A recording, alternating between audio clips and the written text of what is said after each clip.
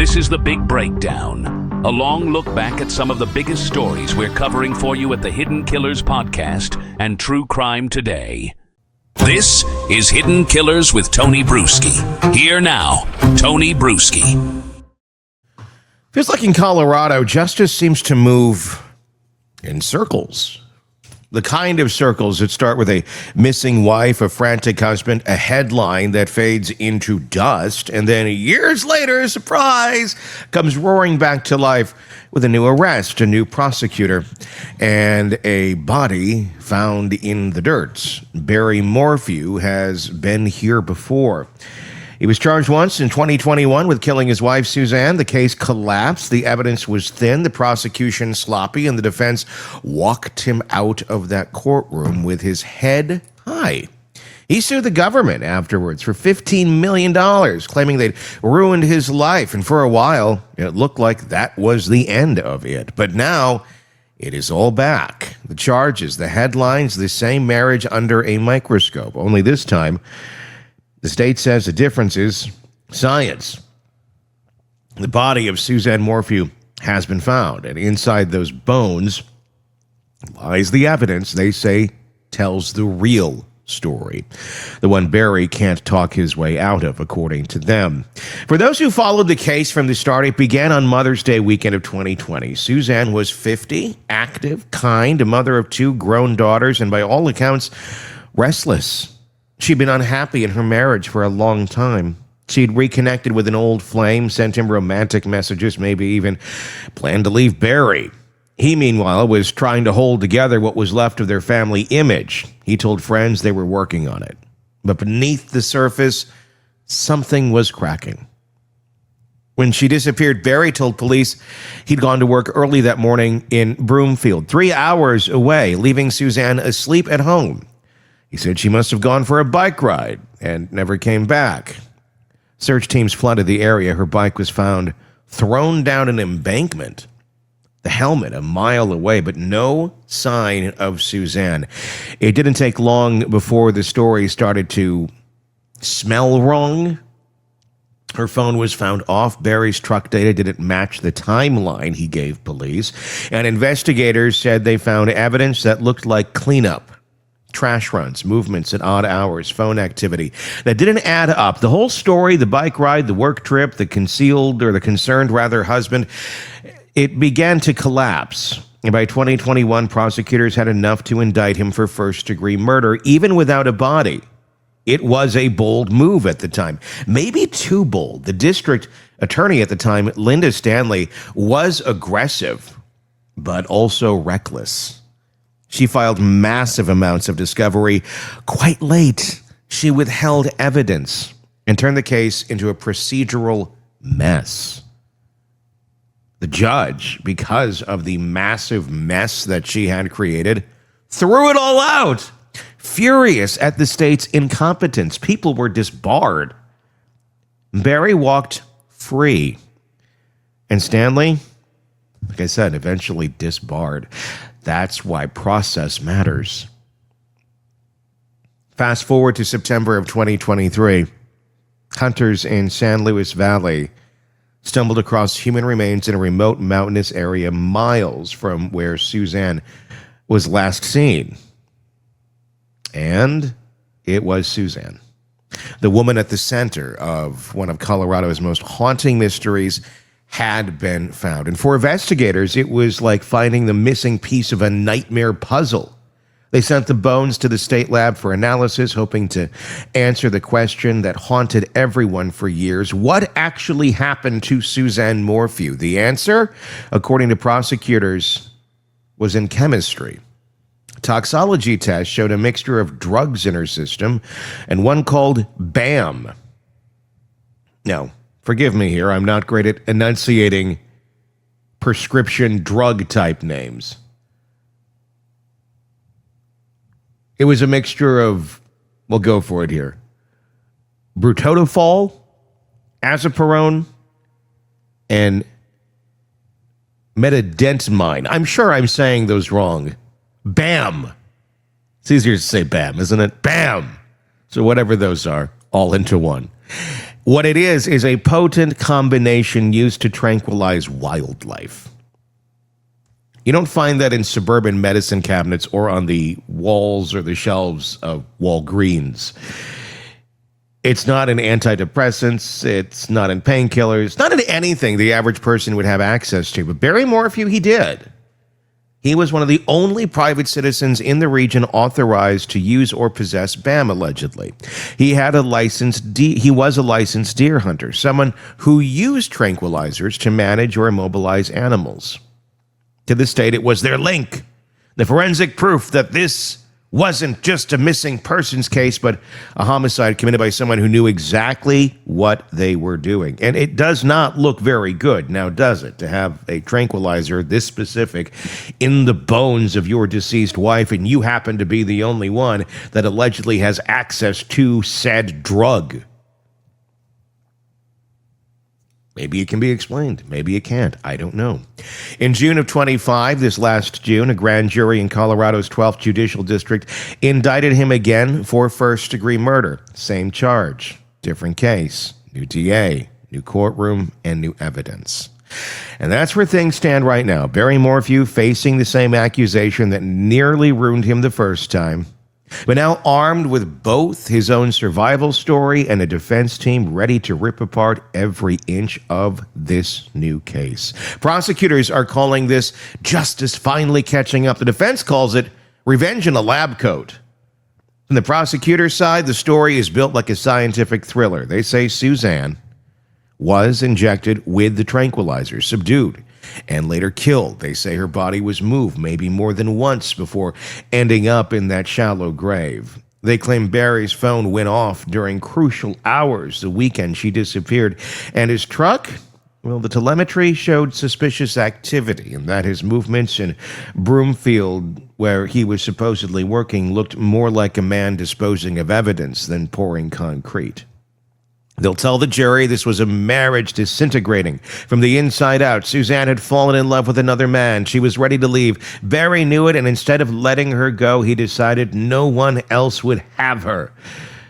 They'll call it control, rage, maybe even a twisted sense of ownership disguised as heartbreak. But if the state's case sounds clean on paper, the defense will make it dirty fast. They've been down this road before, and they know exactly where to dig.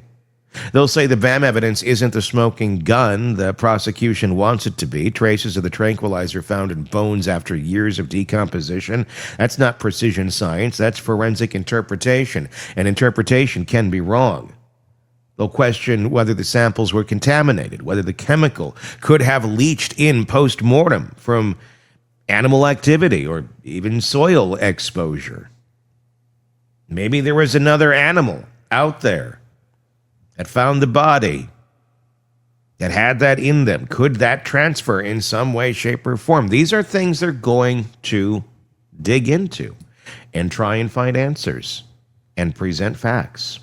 They'll point out that there's still no murder weapon, no cause of death, and no direct evidence tying Barry to the act of killing. No eyewitness, no confession, no body scene or no bloody scene. They'll bring up the old DNA again. The male profile found in Suzanne's Range Rover glove box that didn't match Barry. Investigators once claimed it was irrelevant. The defense will call it proof of tunnel vision. And above all, they'll remind everyone the last time the state tried this, it blew up spectacularly. Barry spent years living under suspicion, watched his business collapse, his name dragged through national headlines, and his daughters forced to choose between loyalty and disbelief. Because if you want to understand the story, you can't ignore the human wreckage around it. 2 daughters, Macy and Mallory, who have stood by their father from day one. They were young women when their mother vanished, old enough to remember her, but too young to make sense of what came next. They were thrust into a world where their family became the evening news, where their mother's name was always followed by the word missing, and their father's by suspect. They've said they still love him, still believe in his innocence, but imagine what that does to a person to live suspended between grief and doubt, to need answers and to be terrified of what those answers might be. Similar to probably what the Adelson children are going through, Wendy's kids, trying to make sense of their family. Suzanne's death became a symbol of marital tragedy, but her daughter's pain is the real haunting. They've had to navigate birthdays, holidays, and graduations under the shadow of question of the public, of everyone. The entire country thinks it has the right answer. Did your dad kill your mom? And people think they know the answer one way or the other. And what about Barry himself? Whatever anyone believes, it's undeniable that he has been through psychological war. The first arrest destroyed him publicly. The civil lawsuit failed, but it gave him a voice, a platform to claim victimhood. He spent years portraying himself as the wrongly accused man, hounded by overzealous prosecutors, betrayed by a system that wanted a villain more than it wanted truth. That mindset of persecution, of the me against the world, is powerful. And now, as he faces trial again, he's more confident, more combative, and more convinced than ever that he's the one who's been wronged. But is he? Confidence and innocence aren't the same thing. The truth may live somewhere between the state's certainty and the defense's denial, but the case isn't clean. It never was. There are moments that scream guilt. His phone off during the window Suzanne vanished, the deleted text, the unexplainable movements, the staged bike scene allegedly, and there are moments that raise doubt. Botched investigations, prosecutorial misconduct, and the ugly reality that sometimes innocent people get crushed by incompetent systems. It is a psychological maze, not just for the jury, but for everyone watching.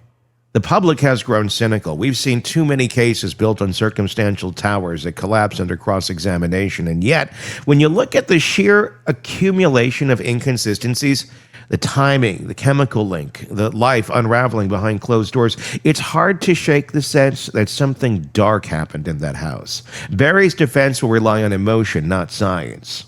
They'll try to make the jury feel the pain of the man who lost his wife and then lost his reputation.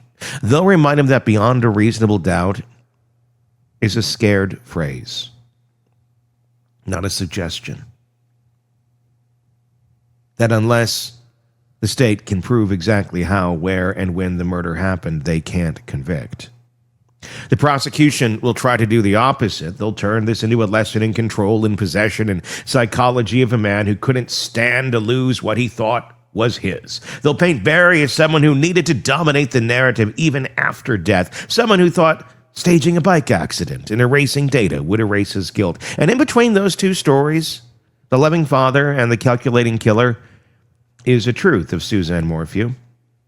She wasn't just a missing person. She was a woman trapped in a marriage that had stopped feeling like home. She was looking for connection, for escape, for air, and she never got it. The last text she sent before she vanished read like something out of a quiet cry for help, part exhaustion, part surrender. When people talk about cases like this, they love the forensic side, the science, the data, the twist. But at the core of all of it was a relationship, two people bound by years of shared history, resentment, guilt, and the hollow hope that love can fix what's already broken. When you strip away the courtroom drama, what's left is human nature. The way control disguises itself as devotion. The way anger turns to violence when love becomes rejection. That's where the psychology lives. For Suzanne, it may have been the desire to be free. For Barry, it may have been the terror of being left behind. Those two emotions, freedom and fear, have destroyed more marriages than any weapon ever could. The law will try to decide whose emotion crossed the line into murder.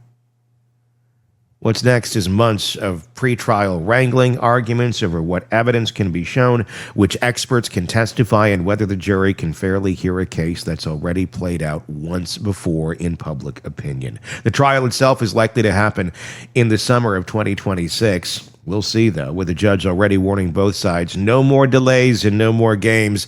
But no matter how it ends, there's no version of this story where anyone wins. Suzanne is gone. Her daughters will spend the rest of their lives being asked to explain their parents. And Barry Morphew, whether guilty or not, will never be free of this narrative. He's been tried once by the court of law and forever by the court of public opinion. Justice here isn't about punishment anymore. It's about belief. Do you believe the science, the data, the story the state is telling, or do you believe in the man's innocence and his insistence of it? That he's the target of a justice system that can't admit it got it wrong the first time. We have seen this before in other cases. Maybe the truth is just simpler. Maybe it's not about science or motive or marriage. Maybe it's about a moment. A man standing in his kitchen realizing his life is falling apart and making a choice he can never undo. Or maybe it's about a system that decided long ago who the villain should be and just kept trying to prove it. That's what makes this case so haunting. It's not just about what happened to Suzanne Morphew. It's about what happens when truth and narrative collide. Because in the end, there are two kinds of stories in true crime. The ones where the evidence tells the story and the ones where the story tells the evidence. And the Barry Morphew case might just be both. Until the jury speaks, everything is speculation dressed as justice. And in that silence between what we know and what we want to believe, the real tragedy of the story continues to unfold, not just in court, but in the hearts of everyone still waiting for the truth to sound like the truth. What do you think? Did he do it? Did he not? Is the state being overzealous because it failed miserably the first time? Or is it something in between? Tell me in the comments section. I'm curious to get your thoughts on this. Not just he's guilty or he's innocent, but why? Why do you think that? Let's hear your argument. YouTube is where you can leave that comment. Just search Hidden Killers with Tony Brueski. If you're not already there, you'll find us. Hit subscribe, and then you can join in our conversations about all the cases we follow for you right here. If you're listening to us on the podcast platforms, thank you. Please also there, hit subscribe so you don't miss any of our coverage of this case. We'll keep following it all the way through trial. In the summer, if that's where it lands, we will find out. Until next time, I'm Tony Brueski. We'll talk again. Want more on this case and others? Then press subscribe now and don't miss a moment of true crime coverage from Tony Brueski and the Hidden Killers podcast. This is Hidden Killers with Tony Brueski. Here now, Tony Brueski. The Barry Morphew case, it might go down as one of the most mishandled murder prosecutions in modern Colorado history. But wait, he hasn't gone to trial yet. You're right. I'm talking about the first time they tried him. Oh, wait, they did what? Yep. History, my friends. Let's go through this. Let's talk about what happened. Not to assert guilt or innocence on Barry, but you can have procedural missteps and all sorts of messing up by people that has nothing to do with one's ability to commit a crime or not, nor should it necessarily influence any sort of judgment or verdict on that person. It just means let's clear the board and try again with the right people, not screwing it up, if we're truly interested in justice, which is exactly what's going on right now in Colorado. So, why? Why was this case bungled from the get-go?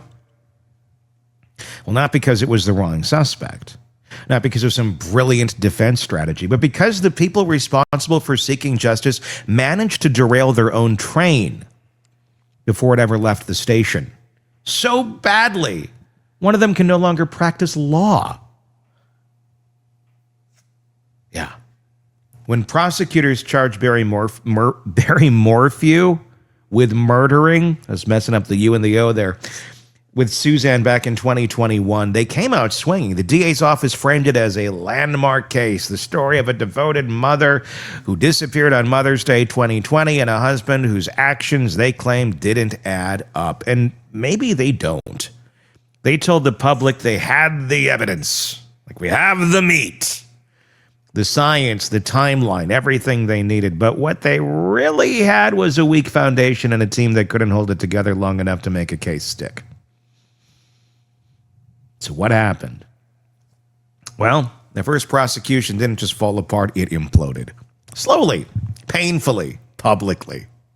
What began as a story of a missing wife quickly became a story about a system that couldn't get out of its own way. Prosecutors botched discovery deadlines, lost control of their own experts, withheld critical information, and fought with the defense and the court like it was a street brawl. When the dust settled, they didn't just lose the case, they lost their credibility. One of them lost their law license. Linda Stanley remember that name? Linda Stanley? Remember it because in the long list of ways this case went wrong, her leadership, or lack thereof, might be the most consequential. Stanley was the elected district attorney for Colorado's 11th Judicial District. She ran on a tough-on-crime platform, promising accountability and transparency. But once she had one of the highest-profile murder cases in the state sitting on her desk, she proved unprepared for the scrutiny, the workload, and the procedural precision that a case like this actually demands. When the prosecutors went after Barry Morphew, they needed to prove beyond a reasonable doubt that he intentionally killed his wife even without a body, a murder weapon, or a clear motive. That was already a near impossible climb. What they didn't need to do was sabotage themselves before the jury ever heard a word. But that's exactly what happened. The discovery process became a fiasco. The court's orders for disclosures went ignored or half complied with. Expert witnesses, key to establishing timelines and forensic evidence, were never properly notified or documented. Defense attorneys complained that the state was playing games, dropping critical materials at the 11th hour. And the judge agreed. Eventually, the court struck multiple experts from testifying, not because their science was wrong, but because the prosecution had failed to follow the most basic procedural rules in existence. In the world of criminal law, that's like getting disqualified from a race because you forgot to put your shoes on. The defense called it trial by ambush. The judge called it a pattern of neglect. And when you get a judge saying that in open court, it's not just a bad day, it's a legal death sentence. As if that wasn't enough, the lead deputy DA, Jeffrey Lindsay, resigned. He saw what was happening. He cited a lack of direction, no leadership, and internal dysfunction that made it impossible to do his job. He walked out before the whole thing collapsed. With him gone, the office spiraled. Leadership became a game of musical chairs. Nobody knew who was actually in charge. Some prosecutors tried to fix the mess. Others doubled down on bad habits. Meanwhile, Linda Stanley made matters worse. She started giving interviews. She made public comments about the case, comments that directly violated ethical rules for prosecutors, statements that could taint a jury pool, statements that sounded less like justice and more like political theater. At one point, she reportedly instructed staff to investigate the sitting judge overseeing the case based on rumors and personal grievances. Think about that allegation. Instead of focusing on building a case against the man accused of murder, the DA was turning her own office into a weapon against the judiciary. That's not justice, that's ego in uniform. And underneath it all sat one of the most damaging revelations of the entire saga: DNA. In Suzanne Morphew's SUV, investigators found male DNA that didn't match Barry Morphew. It matched profiles from other unsolved sexual assaults around the country, though. That's the kind of evidence that can completely alter a narrative. It doesn't clear Barry, but it introduces reasonable doubt, the very thing prosecutors must erase, not create. The problem: DNA wasn't disclosed properly. It was late, incomplete, and mishandled. The defense accused the state of hiding it. The court called it a failure of disclosure. Either way, it was a massive breach of the prosecution's duty to be transparent. When the government hides or mishandles evidence, even by accident, it doesn't just weaken the case, it poisons it. And by spring of 2022, the prosecution's credibility, it was beyond repair. The defense filed motion after motion detailing the state's misconduct. The judge sanctioned them, blocked their experts, and made clear that he'd had enough. The case was scheduled to go to trial in May. It never made it. In April of 2022, the state dismissed the charges without prejudice, citing ongoing investigation and the need to continue searching for Suzanne's remains. They blamed weather delays, terrain, and logistics, but everyone knew that was spin. This wasn't about weather. It was about a team that had lost control of its own case. And it was embarrassing. And it was deserved. In the aftermath, Linda Stanley didn't just lose her reputation. She lost her career. The Colorado Supreme Court disbarred her, detailing her misconduct in scathing clinical language. She'd violated discovery rules, made public comments about ongoing cases, and directed her office to pursue personal vendettas. The opinion didn't mince words. It was a public indictment of how far from professionalism her office had drifted. She became a cautionary tale, a name that law schools now bring up when teaching what not to do in a prosecution. The fallout spread beyond her. The entire DA's office was viewed with suspicion. Every case she'd touched came under review. And that brings us to now, because Barry Morphew is once again facing murder charges, this time under new leadership, with new evidence, and with his wife's remains finally found. On paper, that should give the state a clearer runway. But the truth is, the damage from 2021 and 2022 doesn't just fade with a new indictment. It lingers, because you have to let it linger.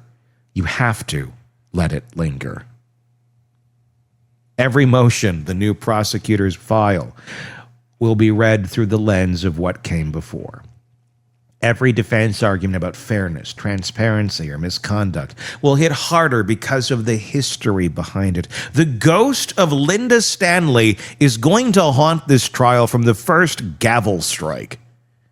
Even if this new team is competent, even if they've got the goods this time, the burden isn't just to prove Barry Morphew guilty. It's to prove the state itself can still be trusted. That's a harder fight than most people realize, because once a court loses faith in your integrity, everything you say sounds suspect. The defense will weaponize every past mistake.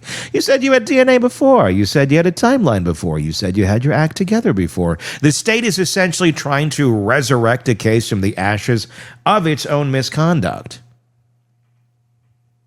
And no amount of new evidence can completely erase that stigma. And it matters, because this case is more than a whodunit. It's a referendum on competence, accountability, and humility. It's about whether the criminal justice system can acknowledge its own failures and still deliver justice. The irony here is brutal. If Barry Morphew really did kill his wife, the state's first botched prosecution might have been the greatest gift he could have ever received. They didn't just hand him procedural errors. They handed him reasonable doubt wrapped in official misconduct. They handed him an argument that the system itself can't be trusted. And if he's innocent, then the state's failures turned a tragedy into a slow-motion nightmare for everyone involved, for Susan's family, for the public, for anyone who still believes prosecutors are supposed to be the adults in the room. Because that's the part people forget. When the prosecutor fails, it's not just the defendant who benefits or suffers. The victims do too. Justice delayed by incompetence is justice denied for everyone. The DA's office wanted headlines. They got them. They wanted to show strength. Instead, they showed arrogance. They wanted to prove guilt beyond a reasonable doubt. Instead, they proved the doubt beyond repair. It's not often you see a case collapse this completely, with sanctions, resignations, and disbarment all in the same orbit. But when it does happen, it becomes a case study in how fragile justice really is. The second prosecution of Barry Morphew will be defined by one thing: whether the state can convince anyone this time is different.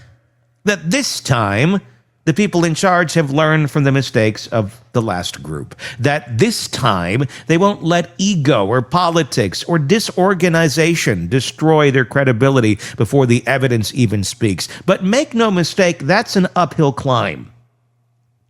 The public remembers the first circus. They remember the headlines about the DA being investigated, the experts being tossed out, and the DNA surprises.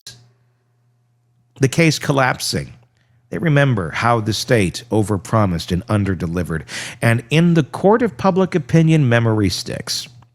The defense will remind jurors of every single thing that went wrong before, planting that seed of doubt. If they couldn't get it right then, how can you trust them now?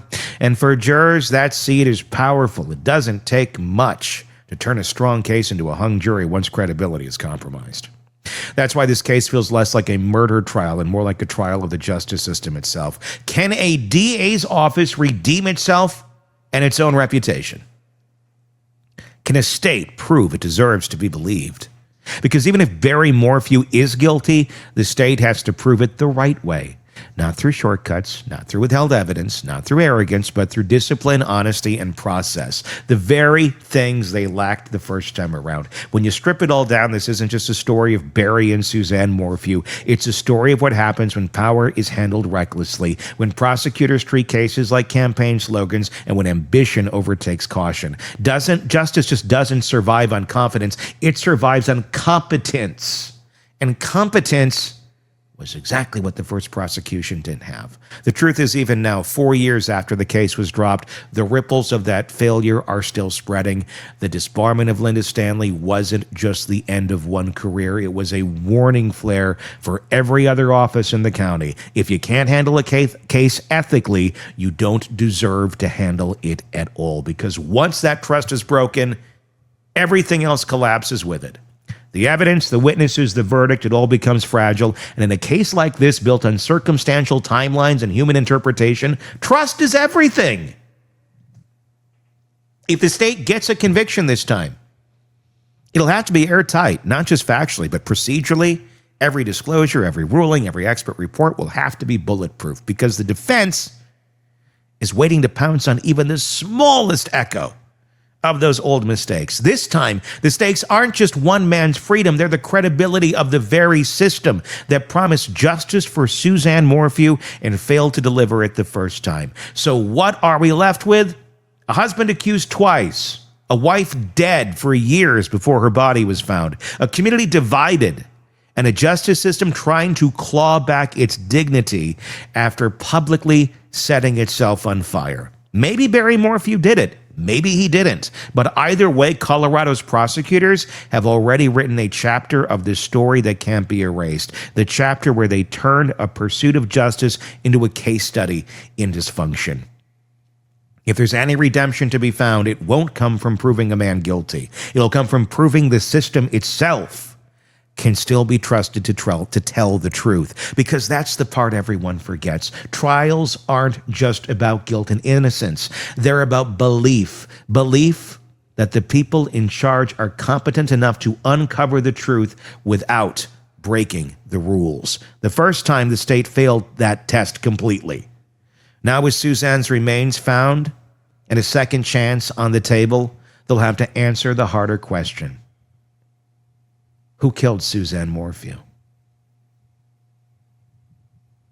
They're going to have to answer something more difficult. They're going to have to answer, why should we believe you now? And until they do, the shadow of their own failure will loom over everything they say. And maybe that's the real lesson here. Justice isn't just about evidence. It's about trust. Once you lose that, the case doesn't stand a chance.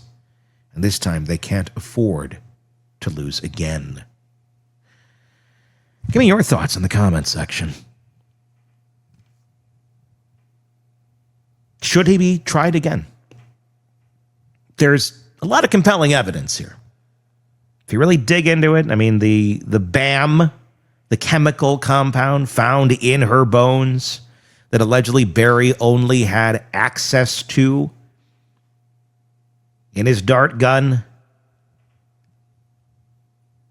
It's, yeah. And there's DNA in her car, but we do know that she had been stepping out for a while, too. Now, why there's DNA in her car of a man that somewhat matches or does match other people in other registries, that's a bit sus. It's a lot of questions in this case. I'm curious to hear where you stand on it right now. I want to hear all the evidence in court. He's an easy one to look at and go, you did this. I don't know. I want to hear the evidence. His daughters still, by the way, stand by him. Doesn't make that unique. That happens quite often, even when the person is guilty of sin. But it is their mom that he is accused of killing. I don't know. Your thoughts. Tell me in the comments on YouTube. If you're not already there, search Hidden Killers with Tony Brueski. Make that same search wherever you get podcasts. Press subscribe. Make that the first thing you do, even before you comment. Hit subscribe. And give us your thoughts. You can find us on social media, same way as well. Until next time, I'm Tony Brueski. We'll talk again real soon. Want more on this case and others? Then press subscribe now and don't miss a moment of true crime coverage from Tony Brueski and the Hidden Killers podcast.